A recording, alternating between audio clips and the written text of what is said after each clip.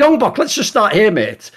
I've heard, if you listen to the G2 people, they now retcon history that, like, they always thought in scrims they were, like, the best team and they just couldn't make it happen in the game. And they've even implied that, like, maybe some of the other teams also thought they were, like, some of the best. But personally, I think that feels like they've sort of massaged the story, mate. Until last weekend, I don't know anyone who thought G2 was winning the LEC, mate. I think most people thought it was going to be a Rogue Fnatic rematch in the final. And almost everyone, I would imagine, picked one of those two teams to win. So what was your sentiment as someone who was in the playoff bracket, maybe even practiced them early, was seeing the scrims? What was your expectations for G2 coming into the weekend?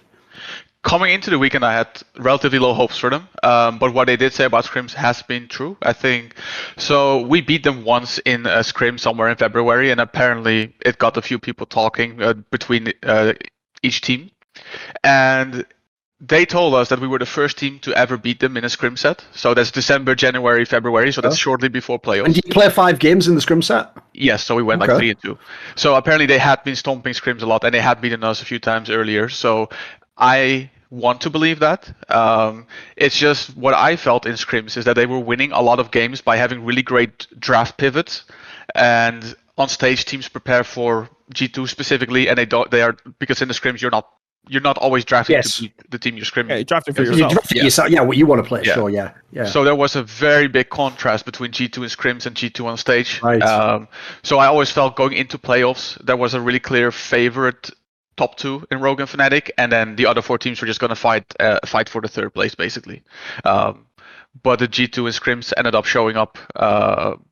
So it is very surprising given their roster, not so much given how the scrims have been going throughout the split. Obviously, anyone who's watched the show knows we didn't have this. Like, this wasn't even on the radar that G2 could 3-0 everyone and win the league. Yeah, absolutely. I mean, I don't think that 3-0s would make sense. I mean, I could see, like, maybe somebody being like, G2 can win a close series. Like, so I had Fnatic beating G2 3-2. That was my prediction. Right. I actually had Rogue beating them 3-0, but Fnatic, I had them beating them 3-2. I thought that was going to be really contested. But I didn't think that they really had that much of a chance to win because of, like, the first series that they played. When you look at the first series they played, sure, they left LeBlanc open. They obviously got that ban, but it looked like Fnatic was, like, on a different level. The only game they won in that series was the one where Hilly just went, like, 0-9. And I didn't think that was going to be the standard. That ended up being the standard of Hilly's play throughout, like, most of playoffs. But I didn't think that was going to be Hilly's standard. I kind of thought that he was going to level up. If I were to look at the series and I was like, who's going to be the Renata player in this series? I would have said that, like, Hilly's going to be, like, that's his champion. You know, he was the one that brought that into LEC. Yes. He's like, that was part of the reason why people had him in the MVP contest. It was like, what the fuck? Like, this guy, like, what are you doing to this guy? If you pick Rakan, he's going to pick Zillion. If you let him last pick and it's a good Rakan game, he's going to pick Rakan. If you play a range support, he's going to pick Pyke. If you play, like, an engage comp, he's going to pick Renata. It was like he had, like, the fucking perfect, like, mastermind plan for everything. And that's why I thought that coming into the series, I thought Fnatic was actually going to go red side versus G2. So, like, for me, G2 was the team that, like, I just thought was the most limited, especially if you consider the week coming into this. Like, sure, they did 3-0 Vitality, but, like, that 3-0, they were losing bot lane. Pretty much Vitality looked like shit in that series, let's be real. Like, they were terrible. And Vitality even threw games, and Vitality had leads in the early game, so nothing told me in that previous week that they were going to be good. Like, sure, they did stop Misfits, but I thought anyone was going to stop Misfits. I think it's arguable that Misfits was the worst team in playoffs. Like, yes. So it's not arguable, they are. Okay. They really are. Well, eliminated. The first thing I thought when XL lost to Vitality is I wish I could see XL play Misfits. I reckon they'd win. I think Misfits was the 6th best team in the playoffs. Yeah. That would be the argument. It would be XL. You know, I was trying to dance around it, but, you know, Youngbuck's but that would be the argument. It's XL or Misfits for that spot. So even though they did stomp him, I didn't really take that much away from it. I'm like, yeah, whoever played against, like, Misfits, like, I predicted G2 3-0. I would have predicted Vitality 3-0 if they made it. Anyone I think is going to 3-0 Misfits in that situation. I predicted Rogue 3-0, even though they 3-1. So going into this weekend, I actually didn't think that G2 was going to have such a prep advantage. And it seemed like G2 just had better drafts in almost every single game. It just felt like they came out of the gate. They were just stomping teams in draft. They got everything they wanted. Enemy team got nothing to counter it. And I was really surprised at how teams didn't comp around what G2 was really good at. I thought if at the very least, if you're going to be leaving Ahri up, you're going to be playing something like Vex or Veigar or one of these standard counters that we see around the world. But it seemed like it was like, take your Ahri and let's see if Caps is really good. And Caps just showed up. And I think Caps had the best weekend that he's had in maybe like a year and a half, I would say, since since 2020. I mean, this is like the level of caps of old. But I mean, if you don't see it for a year and a half, you're not going to predict that to be like a constant level of performance. So I think that just G2, all the players like stepped up slightly. I think their mental was way better though, and their drafts were way better, specifically in the first 2 games of both series.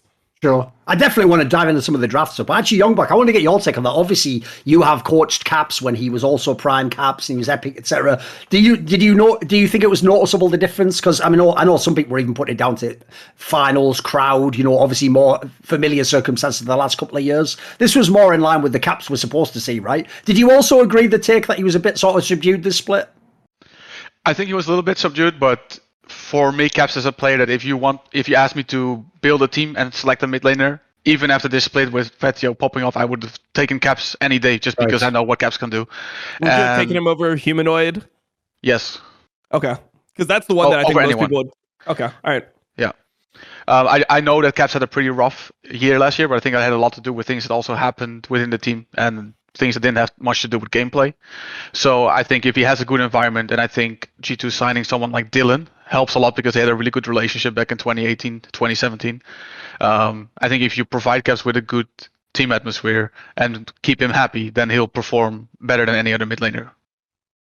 There's one thing I wanted to talk about is I thought a way we could segue into draft is obviously the focus, because he carried the games, is like the Caps angle of like Caps is back and he like carried in front of a crowd and he's clutch, he's never lost the finals. To me, this actually shows how when you draft around players, specifically for your players, you can make them super powerful, because here's the part fans aren't bothering to shade in here. Until this weekend, I've watched all the major regions this year. Until this weekend, there was no threat of a Western player playing Ahri and shitting on you in a playoff series. That wasn't going to happen. In fact, Ahri was a trap pick for a lot of Western teams. So that one of the things I noticed was interesting about this was, first of all, notice in this final, Caps isn't on any of the shit that was subdued. He's not playing Orianna and Lysandra. No, dude, he's on Silas, he's on the Ahri, and you can see from the way that G2 practiced, Dylan Falco even said this on Summoning Insight, he essentially implied that, like, at one point they even stopped, like, playing Ahri in scrims because it was just too good, and they didn't want the other teams to know that, like, Caps is a monster on it. So, like, I think it's also the fact that, like, you couldn't predict these drafts. Like, you couldn't come in as Rogoff and I can know, like, they're going to draft this way. And in fact, for their team, this is a mega draft. Like, as you say, Dom, they don't have any counters ready for them. Like, no one had the Vega, no one had anything. It seemed like to stop.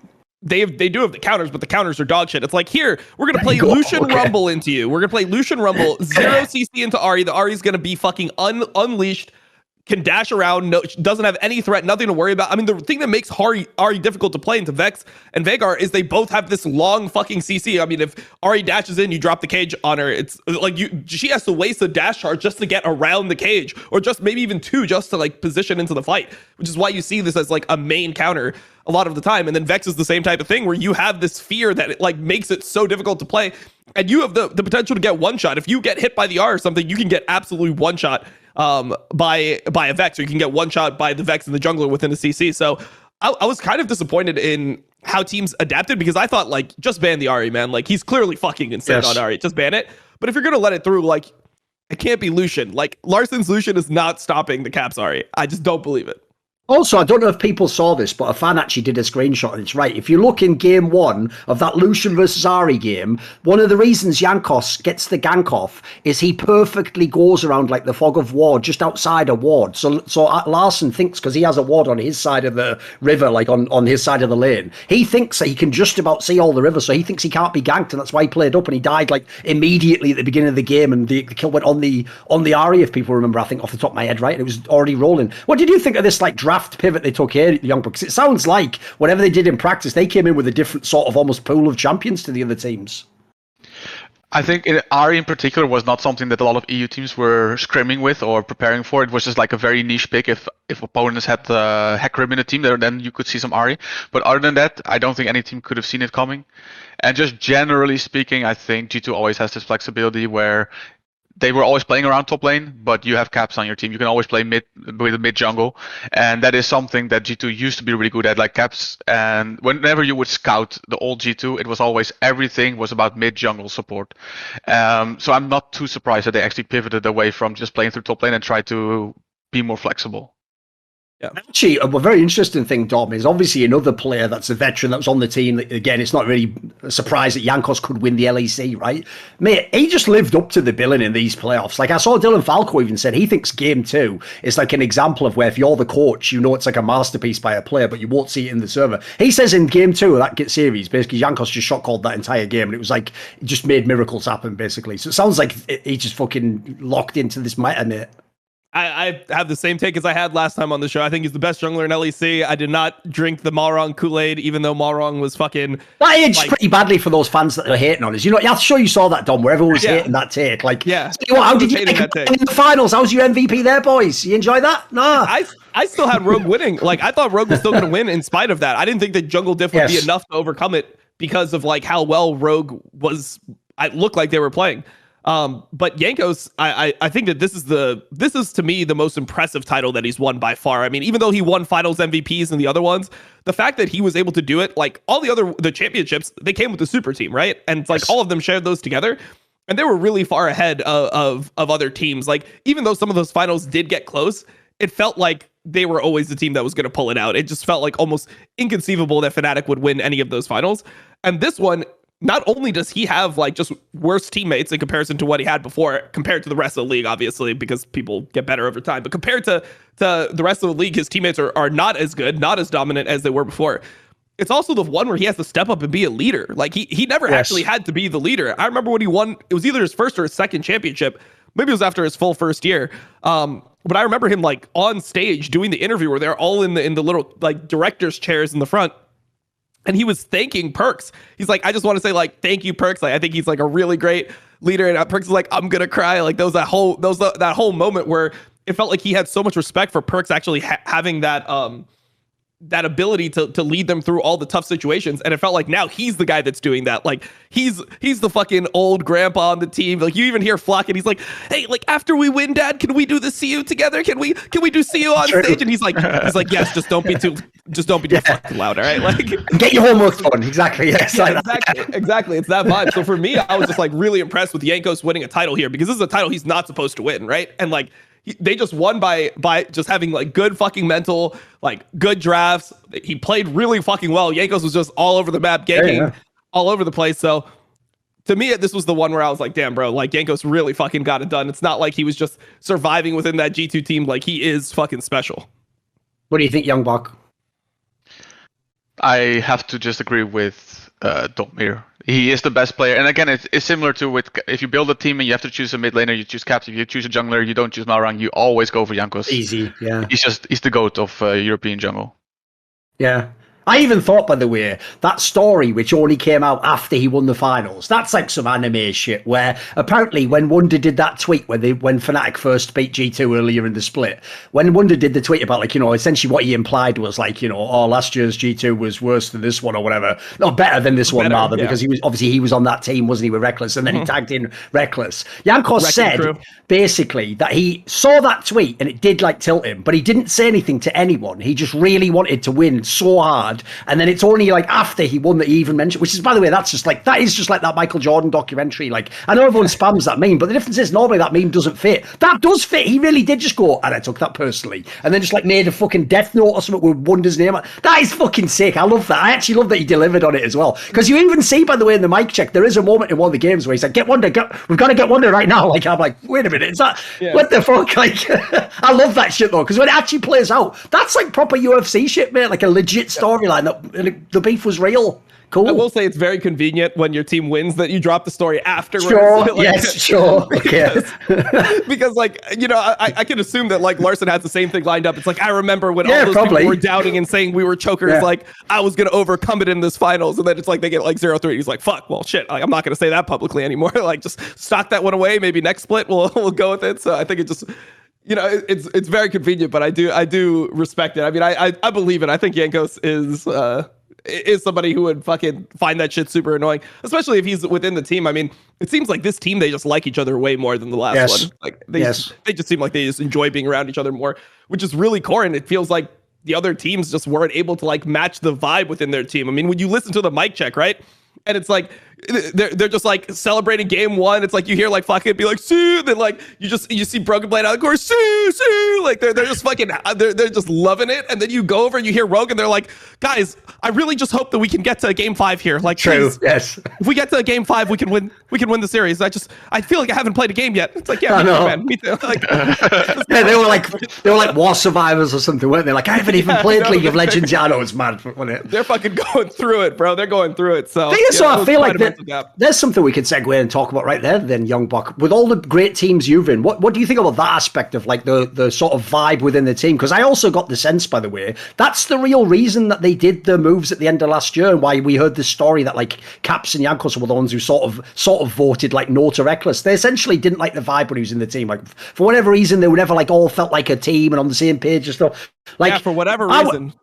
I mean, you could speculate, but no. What I was basically told was this is where a lot of fans don't realise this isn't a gamble roster in the same sense so many other rosters are. Like I tried to talk about on some of the insight with Dylan Falco. You have to understand, fans. They didn't just look at Flackhead and go, I mean, maybe you could theory craft him with Targamas. And no, they got to play games against the literal world champions during the whole off season with that team. And so not only did they have the team and the coaching staff, but they also saw that not only are we doing like well in the games, that implies that maybe this could be something, but they knew the vibe was sick. Like, it's actually different to me, Youngbuck, because when people talk about tryouts, they normally mean like 2 weeks before you bloody start the season, you have like a sob and the real player and like you test them and maybe one can win it. That's different from this scenario. Like, I've never seen us like this. Essentially, they got to sort of for real test the squad before they signed them. Like, what do you think on this angle? Because I feel like I sort of agree with fans. I do think some of the players are weaker than past G2 lineups, but if you have the core and you're all on the same page, you can accomplish a lot more than you just roster strength, right? Yeah, I think the most important thing is actually that the work ethics align. I felt like teams where one player is just really slacking and just not playing solo queue or partying or anything like that, that's what really brings the mood down the most. Usually you can handle one toxic player. Of course, it depends a little bit on the level of toxicity, but usually team atmosphere can stay pretty good. And it is a very big factor, especially in best of fives, on whether you can pivot or not. And the moment there are already some arguments within the team and people don't like each other and you've dropped that first game, that's when the cracks start to come and people just mentally check out and are like, I'm not going to put in my best effort or show my best version of myself because it will hurt my ego if we lose while I do so. So that's what you often see happening, and G2 clearly seems to at least be, I don't know about their work ethic too well, just a few of their players, which they play a lot of solo queue. I mean, one thing we could say to this point before you could continue is that they're actually the team that has the highest rated players in solo queue. Like, all of them are above 1k LP in EUS. They're all grinding the fucking game, so it seems like they have really good work ethic, but I just wanted to throw that in. Yeah, so that's not too surprising, and that's also something we've seen over the years, that usually the team that becomes the champion in Europe also has, on average, the highest ranked players. So it does seem like they have this mental fortitude, and they've shown it throughout the playoffs. So I feel like I still have this question, where are they going to show this version of themselves in the summer? Because for most of the split, they did not look like it looked like there was a really big step between Rogue, Fnatic, and the rest. Definitely. So I still have some question marks on whether maybe the meta was really just it lined up for them with a lot of AD carry nerfs, that Rogue plays through bot lane, Fnatic plays through bot lane, XL plays through bot lane. Not that they had to play us or that they really cared, but I still want to see them answer that question coming into summer, because I feel like a lot of these teams, a lot of playoff teams, or every playoff teams, maybe except for Misfits, and maybe I'm a little bit hopeful on XL here, could beat anyone in the playoffs. Another player I want to talk about and get your take on is, because obviously me and Dom have talked about every week and he'll come in afterwards. Basically, it's Targamas, right? Because even though everyone in the final and on the weekend, it was all about Flackhead and the fact that he was the most scrutinized player, and obviously people had even heard hints, like I'd said before, like they were trying Hansama or Viper or Kazi. Like, these are all obviously way better names if you're a fan. But I actually think the Flackhead story is a little bit like, in the semis, yes, he was sick. But for me, in the final, like the actual story for me is like when Flackhead was playing well, it enabled Targamas to actually be a really sick support player. Because there's another like arrow they had sort of in their quill or whatever, Youngbuck, is like you saw a lot of these series were about like fucking last pick, counter pick support, if you notice. And Targamas now could play all the champions you wanted. He could be like Hillesang and play the Pike and the Renata and all that shit. So I feel like I think that's something else in the regular splits. Like I saw him have odd games where he was really good. I thought he actually looked a lot better in these playoffs as well. He looked really good by the end of the split. I think the entire split he was really good, and he's actually the player that when G2 did tryouts, I think they almost immediately set out on Targamas because we scrimmed against them, we tryouted against them, and they did try out a couple different AD carries, but their Targamas was always there. So I think they locked them in really early and knew what they had on their hands. And most people, including myself on the outside, were like, yeah, okay, that's a downgrade. That's not gonna work. But I think Targamas showed up really well throughout the entire split. Playoffs played phenomenally. And if you're a team that's gonna play through mid and jungle, last pick support is so powerful, and they realize that as well. Yeah.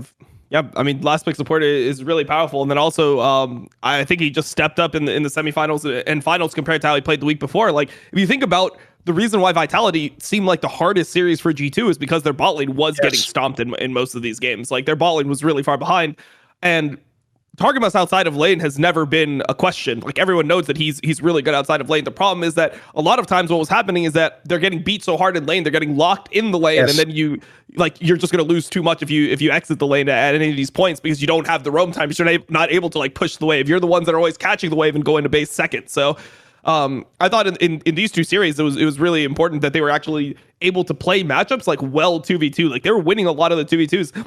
And it seems like they had just a better read on a lot of these bot lane combos than the enemy team. Specifically, in one of the games versus Rogue, I remember them playing Xayah Renata into Nautilus and Jinx, I believe. It was Nautilus Jinx or maybe Nautilus Aphelios. Doesn't matter. Same concept.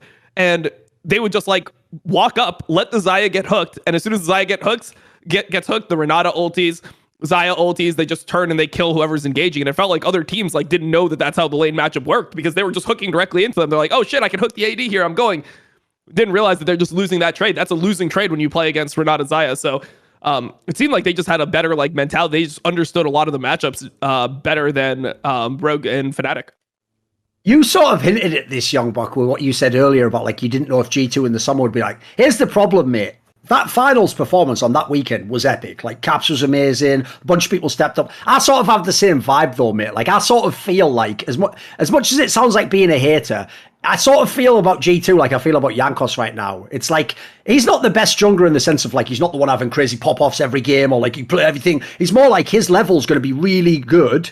And it's like, if you want to be better than him, you better clear the bar. He's like the limbo bar, as it were. You better get over. I feel like that's all G2's done for me. I might sound like a hater, but if I was like Rogue or Fnatic, etc., I would be going like, look, if we tweak something, we can be number one. We can still be better than them. Like, they're not like the old G2s where it felt like I'll give you the story. After that first split when G2, the super team, and played Origin with all upset, they even, not upset, sorry, that was actually when they had Patrick Soul. They even said afterwards, like, it felt like you couldn't ever beat them. And you just thought, how could you even conceptually beat them? Like, I don't think anyone really thinks that now. Like, I think actually if you're the top teams, like, someone still has a very good chance to be number one in summer, right?